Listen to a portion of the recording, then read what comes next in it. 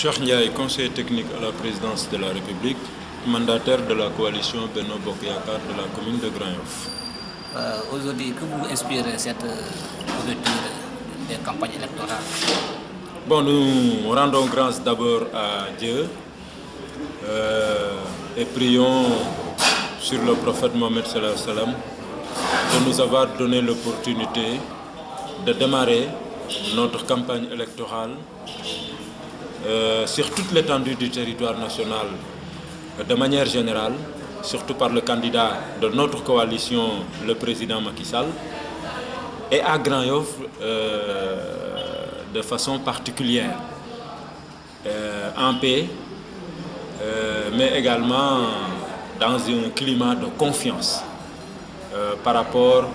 à ce démarrage-là où nous avons un peu tâté le pouls des populations et qui nous ont réservé un accueil quand même prometteur. Bon, quelle est votre stratégie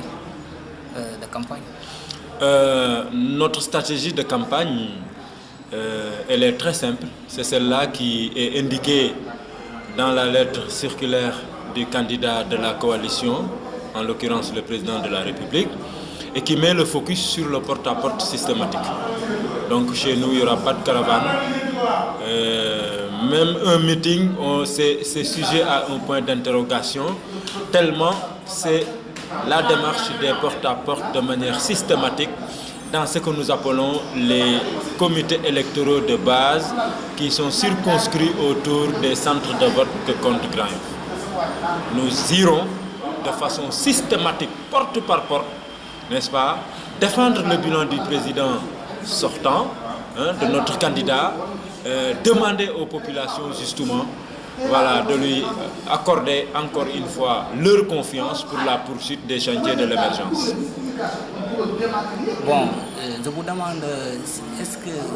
vous êtes sûr que vous pouvez sortir vainqueur pour les élections présidentielles 2019? Nous sommes très confiants.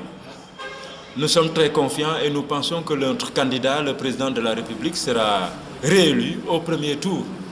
Simplement parce que il présente un bilan qui défie toutes les performances depuis nos indépendances, et c'est dans tous les domaines de l'activité politique au Sénégal, que l'on se situe au niveau des infrastructures routières, aéroportuaires et ferroviaires, que l'on se situe au niveau des questions sociales, que l'on se situe au niveau de la gouvernance démocratique, que l'on se situe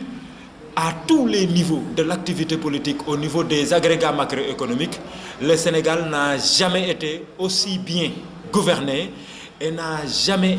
autant réalisé de performances, n'est-ce pas? Et cela, nous ne le disons pas pour le dire parce que c'est notre candidat, mais nous pouvons l'étayer, n'est-ce pas, chiffres à l'appui.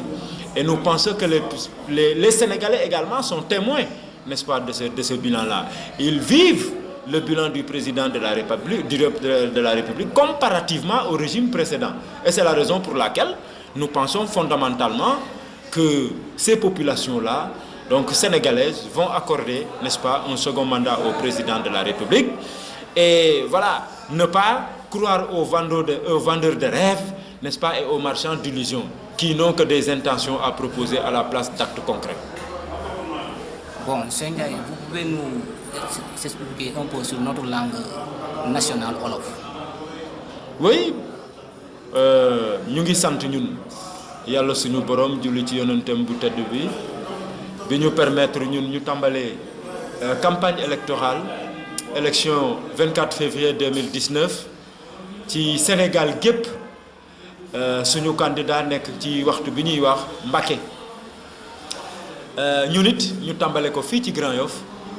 moom day wër béy waaram au niveau national, ñun ñu nekk fii di béy suñu waar au niveau communal. Ñu def ko ci jàmm ak salaam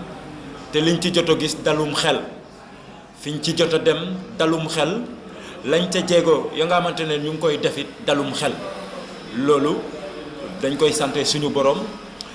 Mu may ñu commencé ko ci bismillah rahman rahim di ko ñaan ñu jeexal ko ci alhamdulilah rabbil alamin et que au soir du 24 février suñu président le candidat Macky Sall ñu falaat ko ci premier tour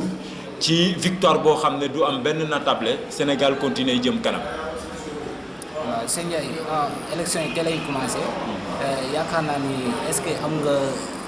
sañ-sañ di wax ni que président Macky Sall dina génn au premier tour. génn premier tour yaakaar nga ci mën a am parce que sénégalais yay wote ñooy tànn waaye ci li nga xamante ne moom la ñu won président de la république depuis 2012 ba tey jii nii xel mën na seey dal du caagane dañ ko won ci juddoom wala ci ne Macky Sall la tudd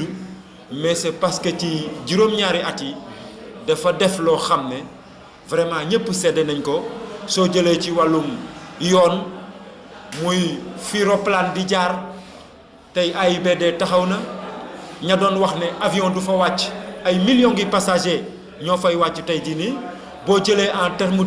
d'autoroute 138 kilomètres lañ fi def alors que 32 kilomètres lañ fi fekk ci jamono indépendance ba 2012 boo jëlee ci yoon yi autoroute yi tey dañoo fasante ko comme n'est-ce pas nii mala yi di mel bu fekkente ne ñu ngi tabaski da ngay jël autoroute AIBD Mbour jël autoroute Ila Touba mu fëq Tivaouane n'est-ce pas war a continuer ba Matam tey jii ñuy naan autoroute Dakar Mbour Kaolack Fatick n'est-ce pas donc tey barke Demba Ndiaye ñu inauguré le pont sur la Transgambienne donc Sénégal tey fooy jaar rek ci en tout cas les principales routes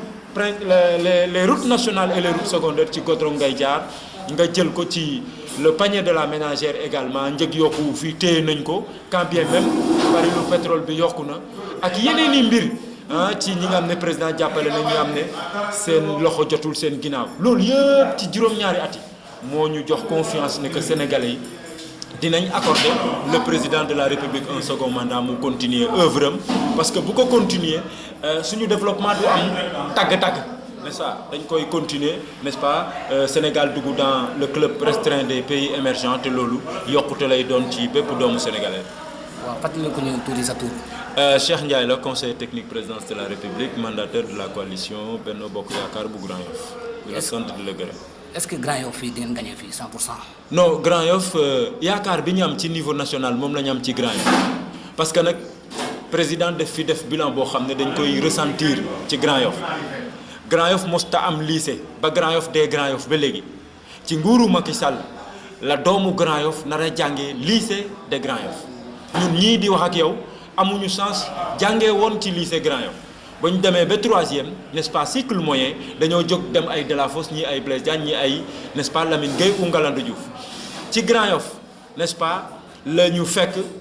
poste de police ak la nga doon dégg ci importance démographique ba ci nguuru Macky Sall la ñu am un commissariat de plein exercice et c'est cela qui fait que sur le taux de criminalité autour de 35% le fait que ñu am commissariat am na ci jeexital bu am solo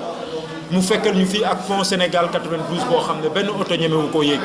mu defal ñu ko un pont de l'émergence qui va quitter n'est-ce pas et prendre en charge la route des Niayes sur 2 voies fii nga xamante ne fii ngay defee interview les mutuelles de la couverture maladie universelle ñu ngi biir Grand Yoff n'est-ce pas les bourses familiales ñu ngi biir Grand Yoff ba barke Demba Ndiaye la délégation à l'emploi rapide la DER à travers les financements auprès des jeunes pour les jeunes et pour les femmes dugg si na donc bilan président de la République dañ koy ressentir n'est-ce pas au niveau national fii au niveau local fii ci Grand Yoff et naturellement population yi également ràññee nañ ko dund nañ ko gis nañ ko yëg nañ ko jàpp nañu ne n'est-ce pas dinañu accorder ñoom it un second mandat au président de la République Macky Sall au soir du 24 février te am nañ yaakaar bu baax n'est-ce pas que fii Grand Yoff comme ni nga ko waxee dañu koy gagner parce que nag ña nga xamante ne ñooy weccoo wax wala ay yéene kenn du ko jëndee ay jëf yoo xam ne voilà weddi gis bokk ci la. voilà votre dernier mot. woote jàmm ak salaam parce qu'en fait la démocratie élection moo koy suuxat moo koy dundal ñu def ko ci jàmm partout au Sénégal ñaan population yi également ñu def confiance au président de la République Macky Sall comprendre que ay réew yu ndaw lañu